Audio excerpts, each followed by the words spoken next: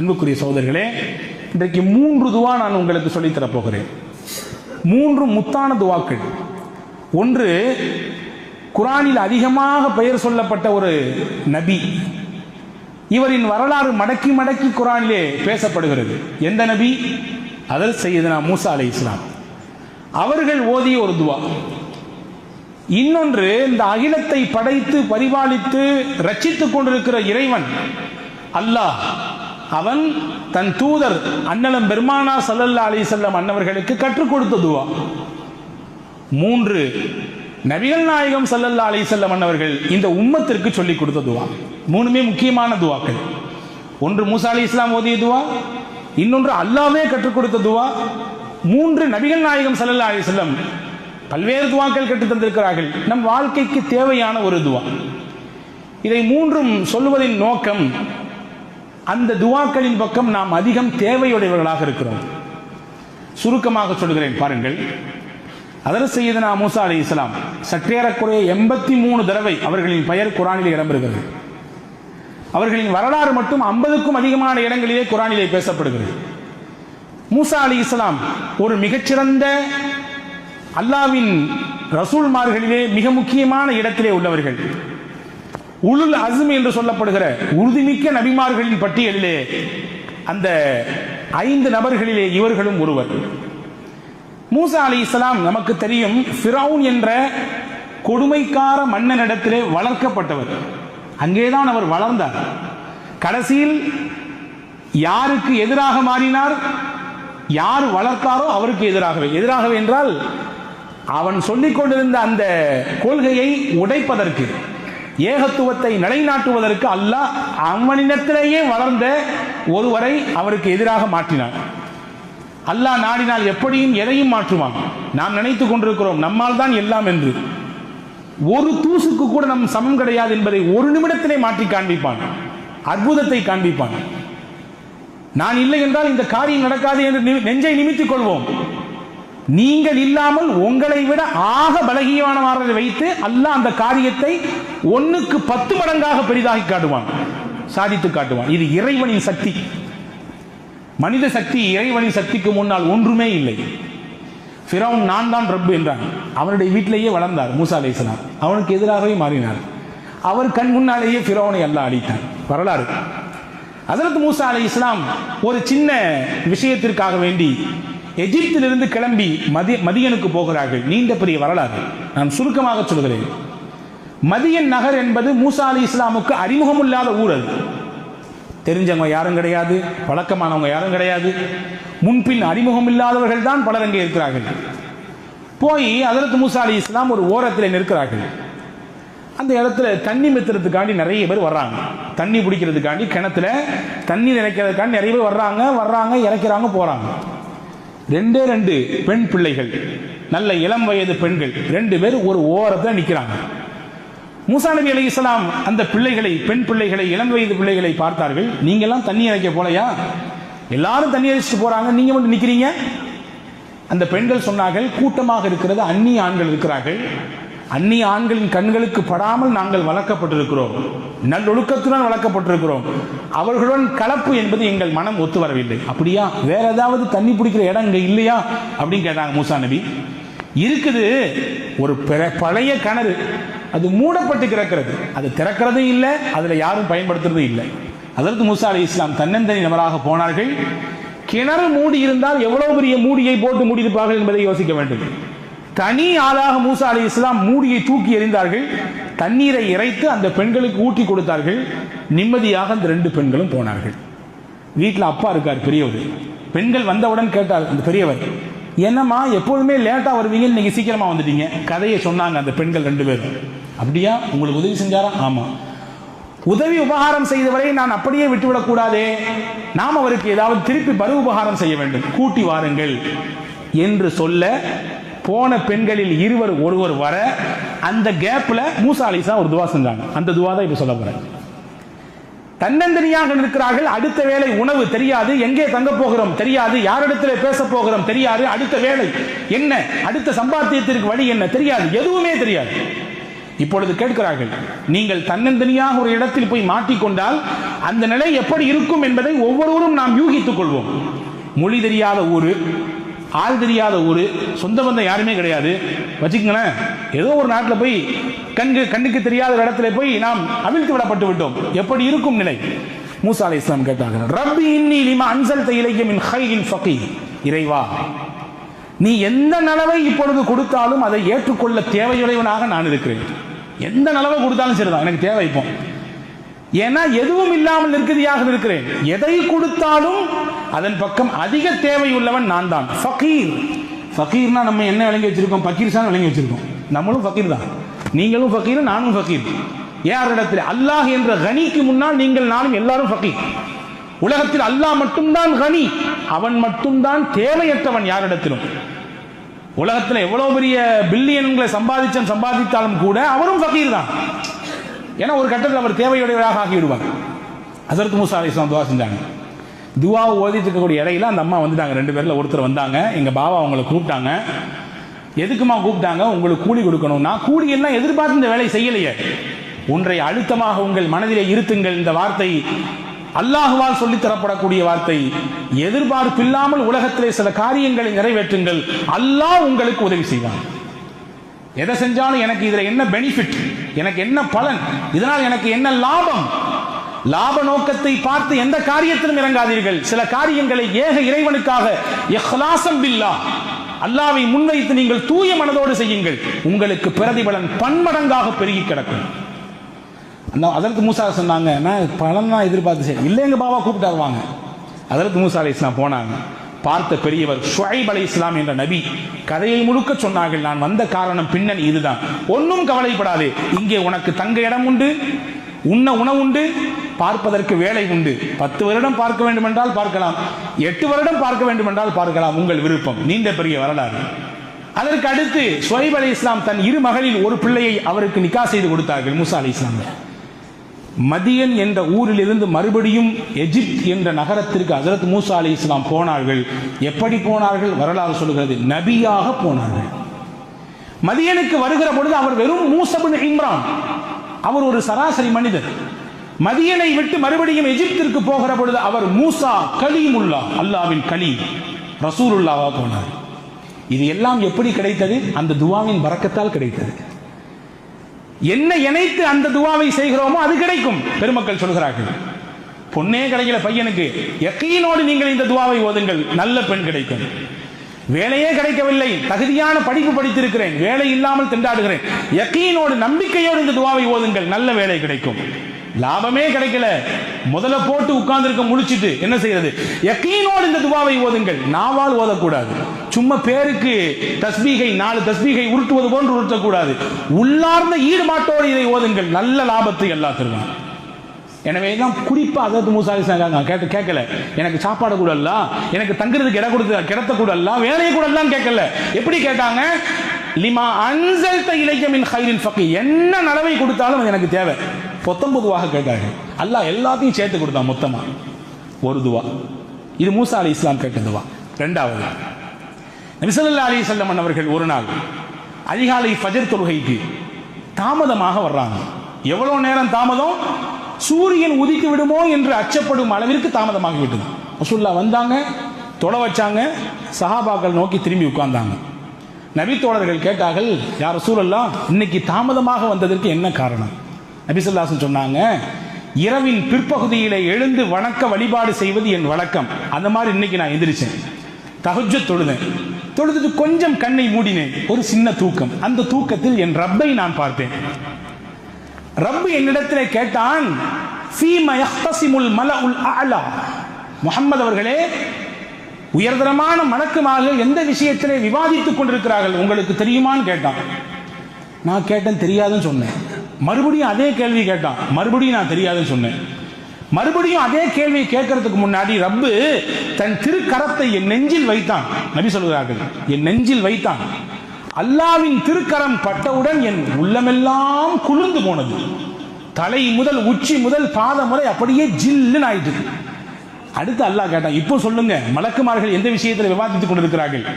நான் சொன்னேன், ஃபில் கஃபாராத்தி வத் தரஜாத்தி, அடியார்கள் செய்யக்கூடிய பாவத்திற்கு பரிகாரம் என்ன என்ற விஷயத்திலும், அடியார்களின் அந்தஸ்தை அல்லாஹ் உயர்த்தக்கூடிய காரியம் என்ன என்ற விஷயத்திலும் அவர்கள் தர்க்கித்துக் கொண்டிருக்கிறார்கள், விவாதம் செஞ்சிட்டு இருக்காங்க. ஒருத்தர் இதை சொல்றாரு, ஒருத்தர் அதை சொல்றாரு. சரி, அடியார்கள் செய்யக்கூடிய பாவத்திற்கு பரிகாரங்கள் என்னென்ன நீங்க சொல்லுங்களேன் அப்படின்னு சொல்லி அல்லாஹ் என்னிடத்திலே கேட்டான். நான் சொன்னேன், பள்ளிவாசலுக்கு அதிகமான எட்டெடுத்து நடந்து வருவது இது பாவத்திற்கு பரிகாரம்.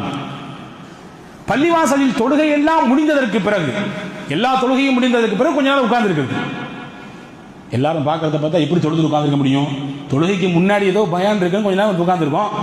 தொழுதா அடுத்தடுத்து வேலைக்கு போறது இல்லையா, போயிடுறதுதான். ஆனால் சிறிது நேரம் அமர்ந்திருப்பது, அந்த சிறிய நேர அமர்வு கூட உங்கள் பாவத்திற்கு பரிகாரம். மூணாவது சல்லாசம் சொன்னாங்க, மனம் வெறுக்கும் நேரத்திலும் ஒதுவை பரிபூர்ணமாக செய்வது. நல்ல மார்கழி மாசம் பனி, மாசி பனி மச்ச தொலைக்குதுன்னு சொல்லுவாங்க, கை பனி தரையை தொலைக்குதுப்பாங்க இல்லையா? அந்த பனி காலத்திலும் கூட ஒதுவை பூரணமா செய்யறது. ஒரு தடவை கழுவுனா போதும், எல்லா உறுப்பையும் ஃபரத நீங்கிரும். 3 தடவை கழுவுனா சுன்னத்து, அதை பரிபூர்ணமா செய்யறது.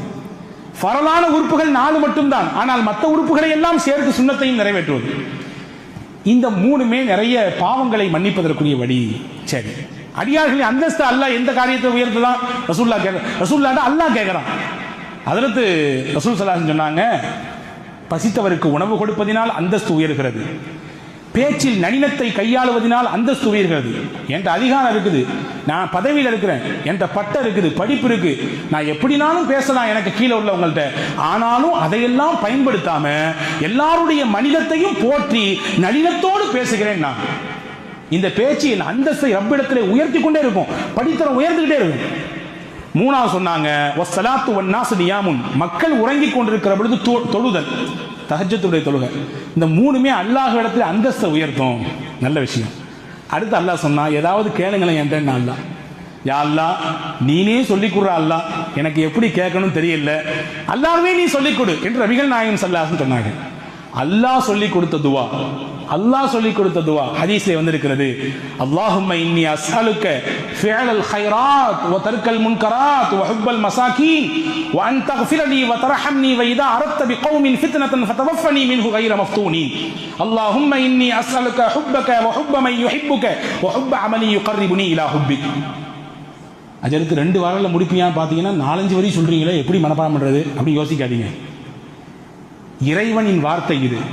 அந்த உள்ளன்போடு இந்த வார்த்தைகளை நீங்கள் தேடுங்கள், படியுங்கள். உங்கள் மனதிலே அல்லாஹ் கொண்டு இருத்துவான். தினமும் கேட்க வேண்டிய துவாக்களில் ஒன்று இது. இறைவா, நான் நல்லதை செய்வதற்கு வாய்ப்பை உன்னிடத்திலே கேட்கிறேன், தவறை விட்டு நீங்கிக் கொள்வதற்குரிய வழியை உன்னிடத்திலே கேட்கிறேன். பொருள் சொல்றேன், ஏழை எளியவர்களை பிரியப்படுவதை உன்னிடத்திலே கேட்கிறேன். காசு பணம் செல்வாக்கு இருந்தா எல்லாரும் கூணு கும்பிடு போடுவாங்க, கையை கட்டி நிற்பாங்க, வந்தா மரியாதை கொடுப்பாங்க. ஒரு சராசரி, ஒரு ஏழை, ஒரு பாமரர், ஒரு அன்றாடம் காய்ச்சி கொஞ்சம் தள்ளி நின்று அப்படின்னு தான் உலகம் பார்க்கும். உலகத்தின் இயல்பு அதுதான். அதற்கு சஹாபாக்களிலே பலருக்கு அவரிடத்தில் இருந்த நல்ல தன்மையின் காரணமாக பெருமானார் ஸல்லல்லாஹு அலைஹி வஸல்லம் சிறப்பு பெயர் வைத்தார்கள்.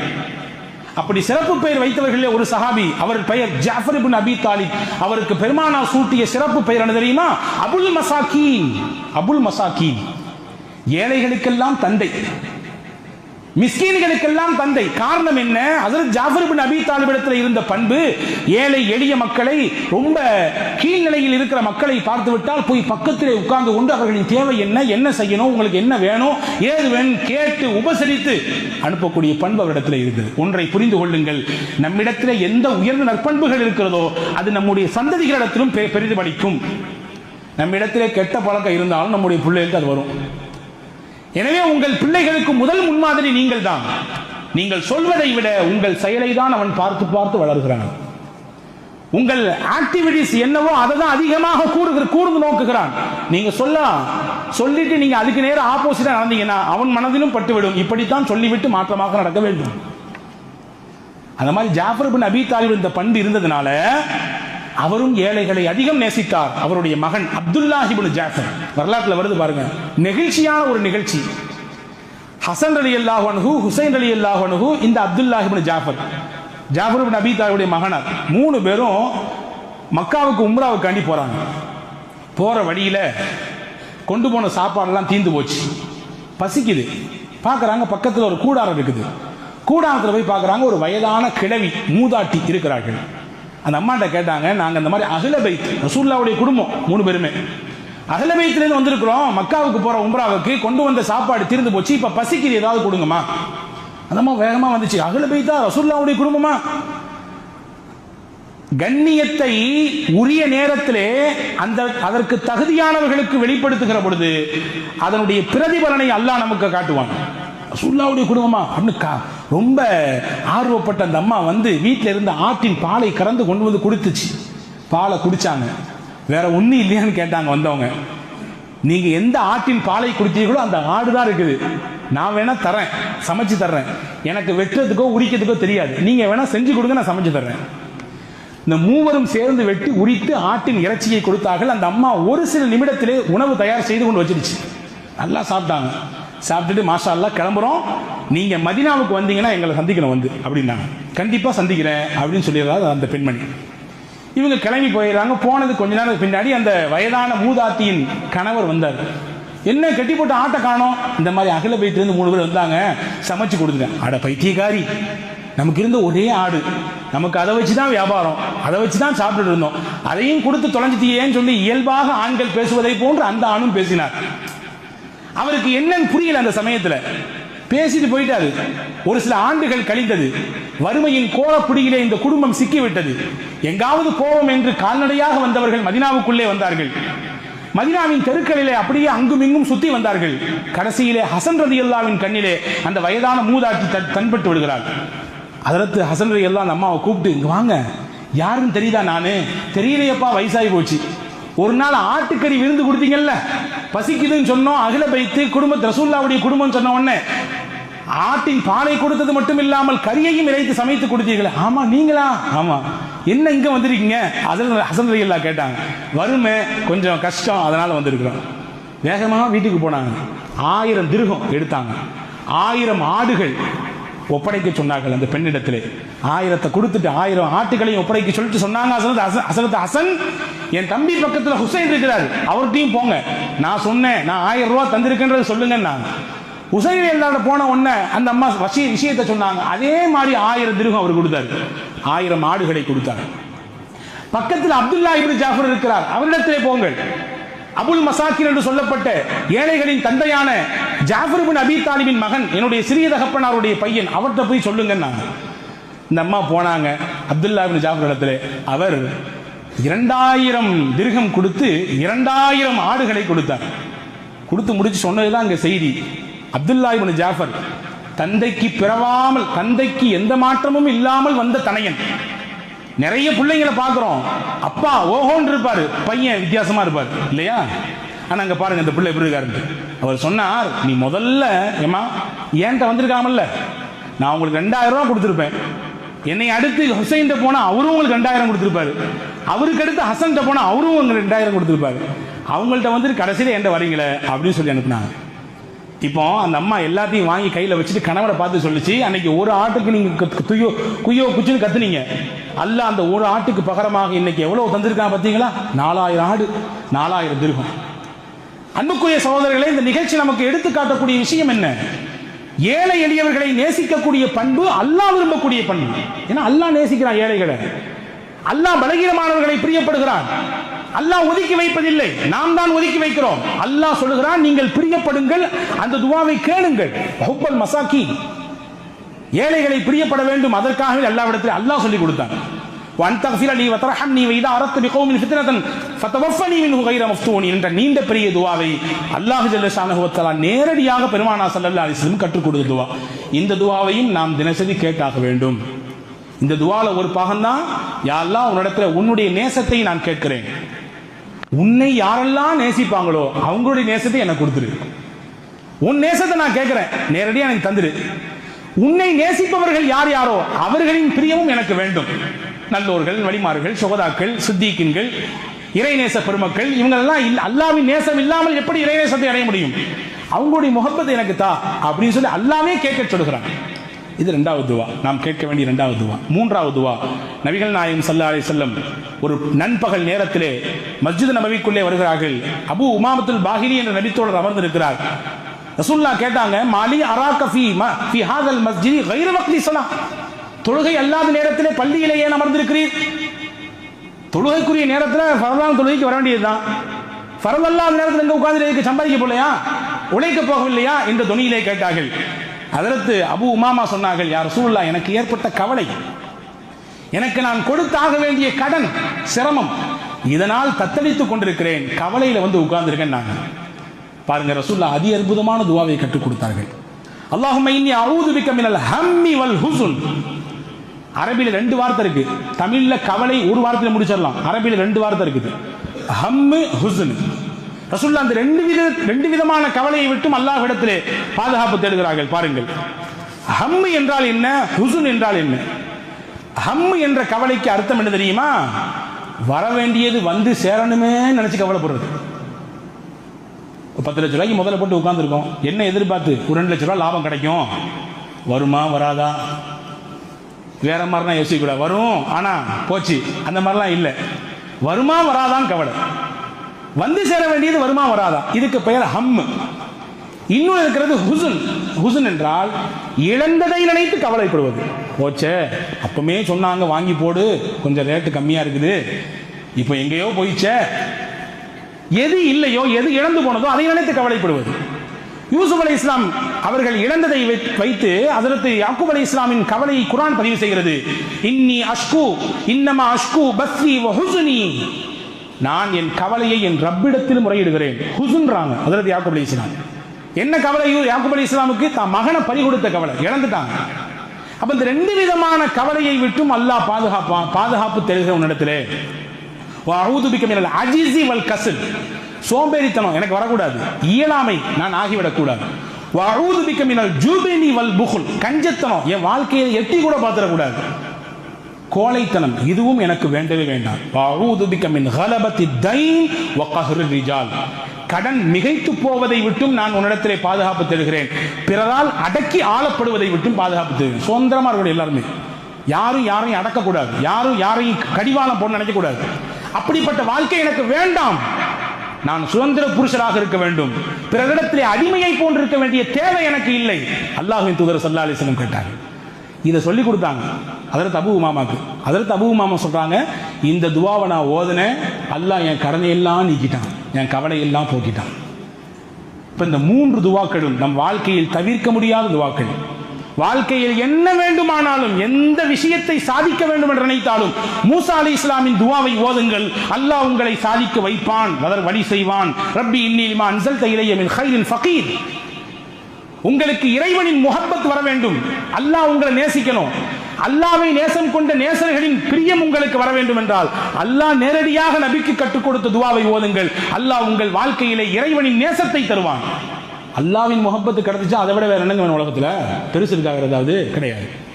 உங்கள் வாழ்க்கையில் கவலையா, கஷ்டமா, சோகமா, துன்பமா, கடன் தொந்தரவா, இதெல்லாம் நீங்க வேண்டும் என்றால் அல்லாஹ்விடத்திலே நபிகள் கற்றுக் கொடுத்த இந்த துஆவை, அல்லாஹும்ம இன்னி அஊது பிக மினல் ஹம்மி வல் ஹஸ்ன் என்ற துஆவை ஓதி வாருங்கள், அல்லாஹ் அதையெல்லாம் போக்குவான். ஆக இந்த 3 முத்தான துஆக்களை ஹஜ்ரத் மூசா ஓதிய துஆ, ஹஜ்ரத் ரசூலுல்லாஹ்வுக்கு அல்லாஹ் கற்றுக் கொடுத்த துஆ, ஹஜ்ரத் ரசூலுல்லாஹ் இந்த உம்மத்துக்கு கற்றுக் கொடுத்த துஆ ஓதி வருவோம், வளமான வாழ்க்கையை வாழ்வோம். வல்ல ரஹ்மான் தௌஃபீக் செய்வானாக. ஆமீன். வாஹிரு தாவானின் அல்ஹம்துலில்லாஹி ரப்பில் ஆலமீன்.